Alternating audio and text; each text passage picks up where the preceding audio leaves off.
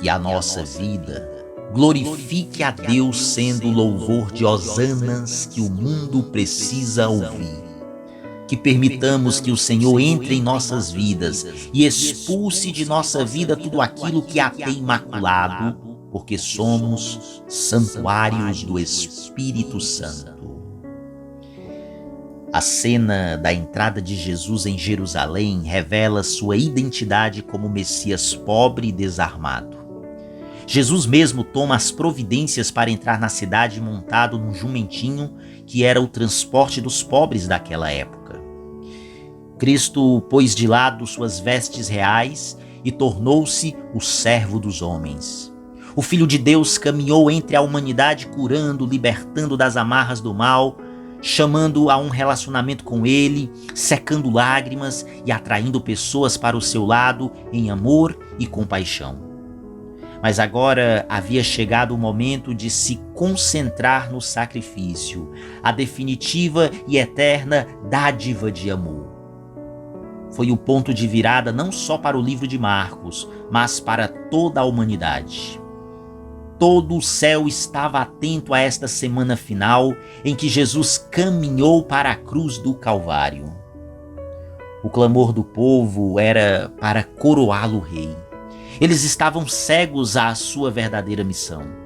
O diabo tentou fazer Cristo se concentrar na coroa, mas não pode haver coroa antes da cruz.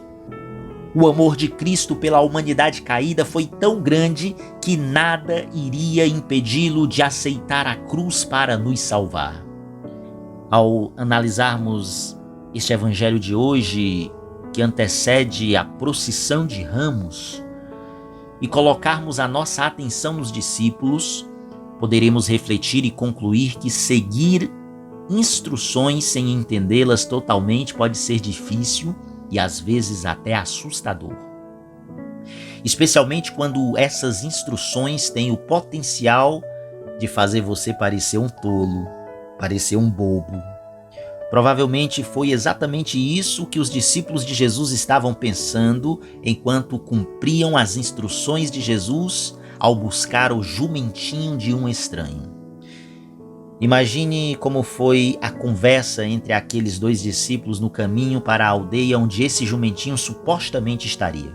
Eu posso até imaginá-los falando sobre os seus sentimentos. Talvez eles tenham se sentido envergonhados, pensando que os outros discípulos estavam zombando deles enquanto eles partiam para uma estranha missão. Talvez tenham falado sobre o medo de alguém lhes perguntar o que é que eles estavam fazendo. É possível que tenham sentido vergonha ao imaginarem o dono do jumentinho acusando-os de roubo. Agora, uma coisa eles sabiam: era sempre melhor seguir as instruções de Jesus. E então eles foram. Meus irmãos, minhas irmãs, os sentimentos são bons. Eles são como guias que nos ajudam a reconhecer nossa própria orientação em relação aos eventos que acontecem ao nosso redor. Mas os sentimentos não são o nosso Senhor. Jesus é o Senhor. E quando somos chamados por nosso Senhor para fazer algo, nossa melhor resposta é obedecer. Quem sabe nossa obediência, até mesmo ao mais estranho chamado de Deus, possa resultar em levar os outros a reconhecê-lo como o Rei do Universo.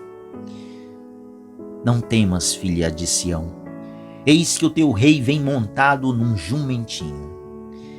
Em Jesus se cumpriram todas as profecias. Montado num jumentinho, o rei Jesus entrou em Jerusalém aclamado e ovacionado. Vozes se uniram em louvor àquele que fez os mudos falarem. Aparentemente, o cenário apontava para um povo que finalmente o havia reconhecido como o enviado de Deus, como o Messias prometido. A expressão Hosana em hebraico significa salva agora, ou então salva-nos, te imploramos. O povo clamou para que Jesus estabelecesse o seu reino naquele momento. Estavam prontos para coroá-lo rei. Mas tão logo Jesus entrou em Jerusalém, em poucos dias acabaram as homenagens, cessaram os gritos de alegria que, em menos de uma semana, se tornariam um escárnio e humilhação no cruel e injusto coro. Crucifica-o, crucifica-o. A vida espiritual da igreja não pode ser medida por seu aparente fervor. As aclamações e manifestações verbais não são provas de uma igreja viva e fervorosa. Precisamos lembrar que o poder do Espírito Santo foi derramado sobre os discípulos quando estes estavam reunidos em oração a portas fechadas após 10 dias de clamor pela vinda daquele que fora prometido por Jesus. E esta busca incluía a resolução de conflitos e a necessidade de reconciliação uns com os outros. Só então o Espírito Santo foi derramado e a igreja primitiva passou a produzir os frutos de um relacionamento íntimo com Deus. Deus tem agido com poder e ousadia a fim de alcançar corações ainda endurecidos. E o que Ele espera de nós, como a igreja do Deus vivo, como a igreja que é coluna e baluarte da verdade, é que a nossa vida seja frutífera a tempo e fora de tempo. Que ao aproximarem-se de nós aqueles que estão sedentos de conhecer a Deus por meio de sua palavra, não sejam decepcionados por se deparar com cristãos de aparência, com católicos apenas de nome, que vão à igreja apenas uma vez por semana ou 1, 2, 3 vezes ao ano e que não têm alimento espiritual para oferecer. Que a nossa vida glorifique a Deus, sendo o louvor de hosanas que o mundo precisa ouvir. Que permitamos que o Senhor entre hoje em nossas almas e expulse de nossa vida tudo aquilo que a tem maculado, porque somos santuários do Espírito Santo. Somos a cidade santa que acolhe o Rei do Universo. Meu Deus, meu Deus, por que me abandonastes? Riem de mim todos aqueles que me veem, torcem os lábios e sacodem a cabeça. Ao Senhor se confiou, Ele o liberte, e agora o salve, se é verdade que Ele o ama. Cães numerosos me rodeiam furiosos, e por um bando de malvados fui cercado. Traspassaram minhas mãos e os meus pés, e eu posso contar todos os meus ossos. Eles repartem entre si as minhas vestes e sorteiam entre si a minha túnica. Vós, porém, ó meu Senhor, não fiqueis longe. Ó minha força, vinde logo em meu socorro. Anunciarei o vosso amor aos meus irmãos, e no meio da assembleia hei de louvar-vos. Vós que temeis o Senhor Deus, dai-lhe louvores, glorificai-o, descendentes de Jacó, e respeitai-o, toda a raça de Israel. Meu Deus, por que me abandonastes? O servo que é fiel ao projeto de Deus está sempre atento às suas orientações e ensinamentos como um aluno atencioso. Deus mesmo é quem nos conduz. E mesmo que enfrentemos a fúria e a rebeldia dos inimigos, permaneceremos firmes e não desistiremos. No contexto da Sagrada Liturgia de hoje, o servo a que se refere a primeira leitura é Jesus. No entanto, cada um de nós, homem ou mulher, que nos propomos a seguir a Jesus como discípulos e discípulas, devemos ter o entendimento para escutar as palavras desta profecia. O Senhor deu-me uma língua adestrada para que eu saiba dizer palavras de conforto à pessoa abatida. Ele me excita o ouvido para prestar atenção como um discípulo. Jesus é o nosso referencial e mestre, e nós somos os seus discípulos. Portanto, como ele, precisamos ter os ouvidos bem abertos e não resistir ao chamado de Deus, apesar de todas as dificuldades, porque Ele é o nosso auxiliador e não nos deixará desanimar. O servo que é fiel ao projeto de Deus está sempre atento às suas orientações e ensinamentos, como um aluno atencioso. Deus mesmo é quem nos conduz, e mesmo que enfrentemos a fúria e a rebeldia dos inimigos, permaneceremos firmes e não desistiremos. Todos nós que nos dizemos ser servos e servas de Jesus, precisamos seguir o caminho que Ele mesmo nos abriu e nos pôr à disposição do Espírito Santo, que nos inspirará e nos conduzirá. Servo é quem se compromete livremente a prestar serviço ao próximo por amor, não desviando o rosto nem procurando se esquivar dos encargos e compromissos, confiante de que o Senhor Deus é o auxiliador e não o deixará humilhado ou humilhada. Ele esvaziou-se e humilhou-se a si mesmo, fazendo-se obediente até a morte, e morte de cruz. Comparando a nossa vida com a vida de Jesus, chegamos à conclusão de que ele fez justamente o contrário do que nós muitas vezes fazemos. Na segunda leitura, podemos perceber que Jesus não fugiu do sofrimento, mas enfrentou a morte por obediência ao Pai. Por isso, não se prevaleceu de sua divindade e se fez escravo como nós. Ele esvaziou-se e humilhou-se a si mesmo, fazendo-se obediente até a morte e morte de cruz. Comparando a nossa vida com a vida de Jesus, chegamos à conclusão de que ele fez justamente o contrário do que nós sempre fazemos. Quantas vezes nós nos prevalecemos da nossa posição social ou então apresentamos outra justificativa para sermos privilegiados e não precisarmos passar por alguma situação de humilhação? O nosso primeiro argumento é mostrar quem somos nós, é mostrar o nosso status, o nosso poder. Fazemos tudo para nos livrarmos da obediência à obrigação que nos é conferida. Jesus, no entanto, mesmo sendo de condição divina, ele não se prevaleceu de sua dignidade, de sua igualdade como Deus, mas aniquilou-se a si mesmo, assumindo a condição de escravo e assemelhando-se aos homens. Por isso, Deus o exaltou acima de tudo, dando-lhe o nome diante do qual todos nós devemos nos ajoelhar.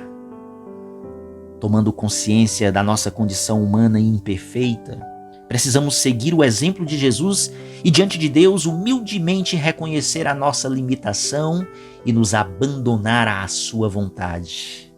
Sendo assim, com certeza, também seremos exaltados e acolhidos no reino dos céus. Tudo para a glória de Deus Pai.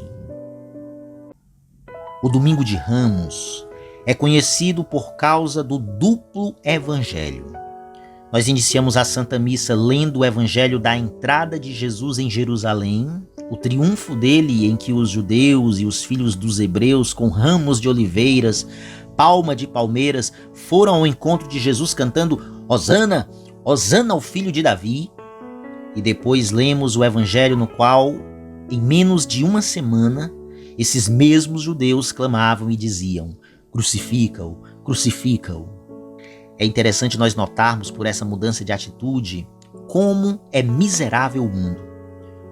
Eu digo o mundo no sentido negativo, ou seja, as pessoas que vivem carnalmente, as pessoas que vivem procurando a felicidade aqui neste mundo. O mundo que grita Hosana é o mesmo mundo que grita crucifica-o. E isso já nos serve de lição para a gente entender o seguinte: a gente faz muita coisa para agradar o mundo.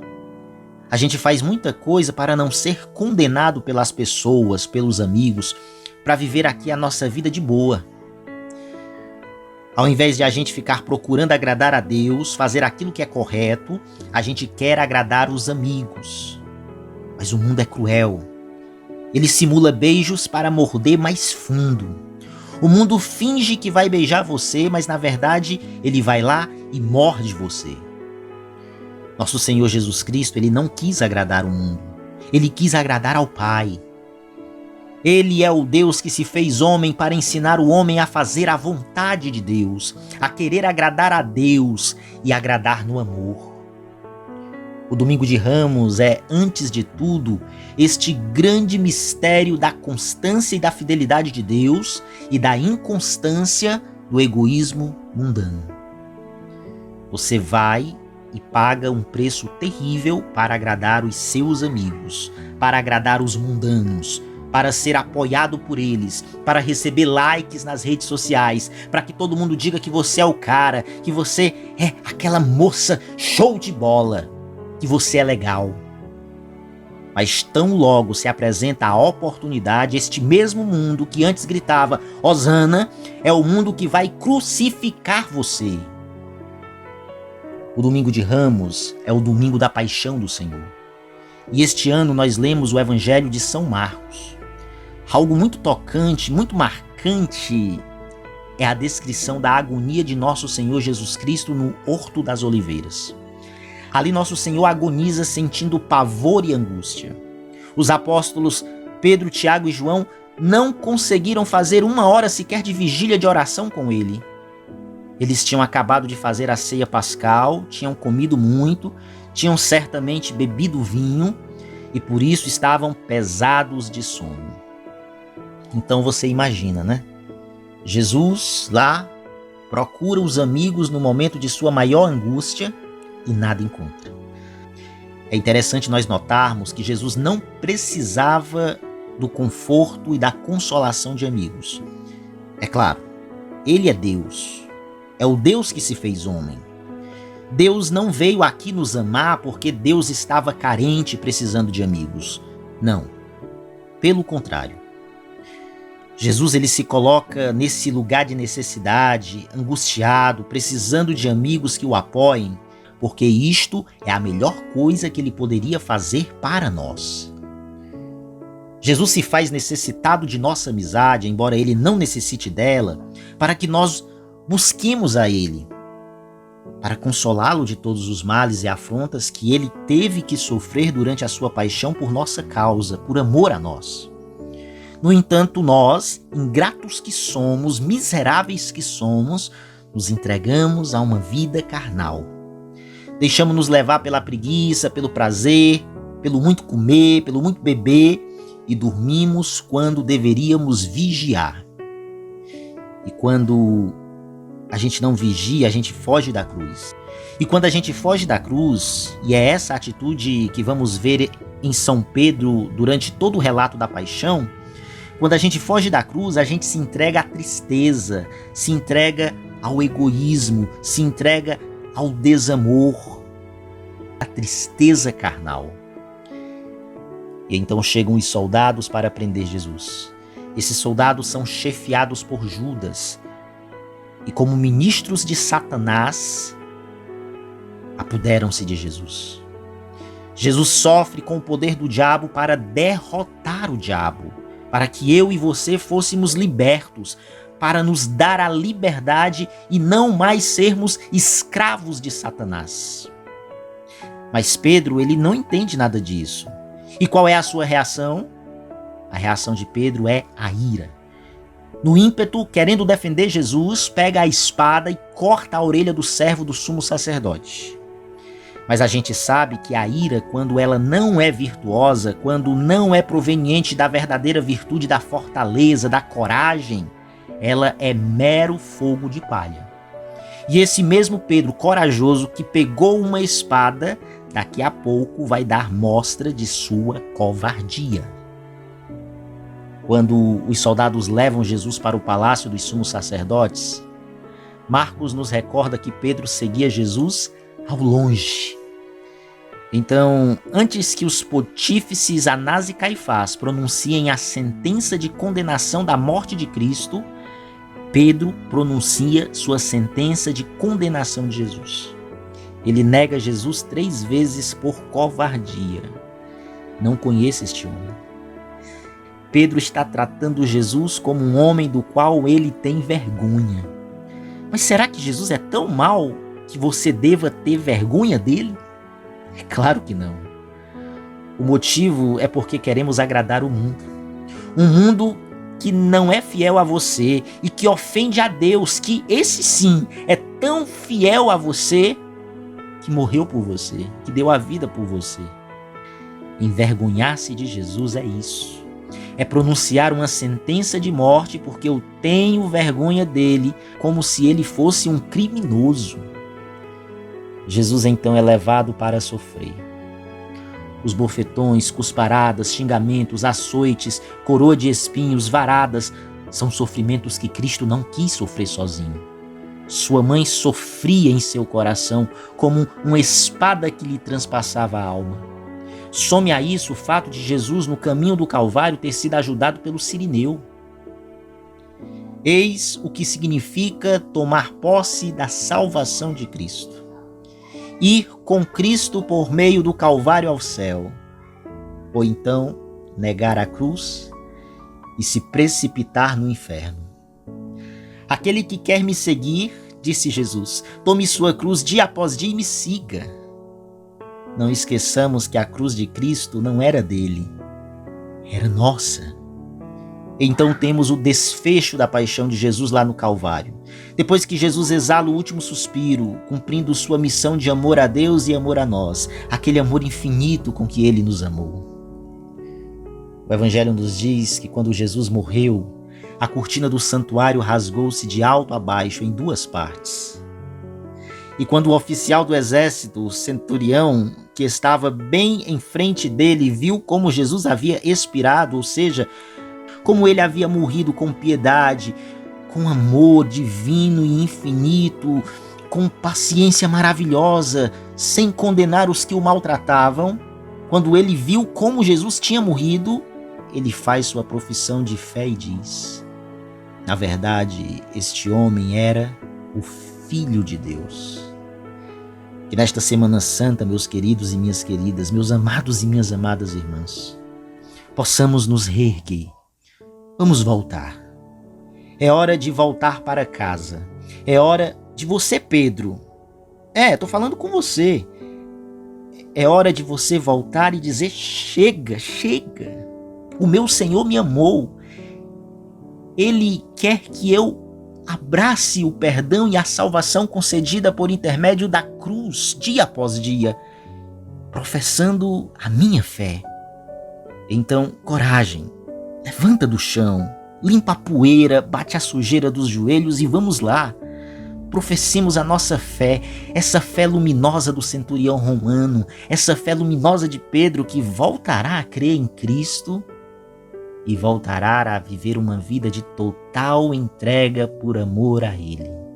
Graças vos damos, Senhor, pela vossa paixão, por meio da Santa Cruz que remiu o mundo.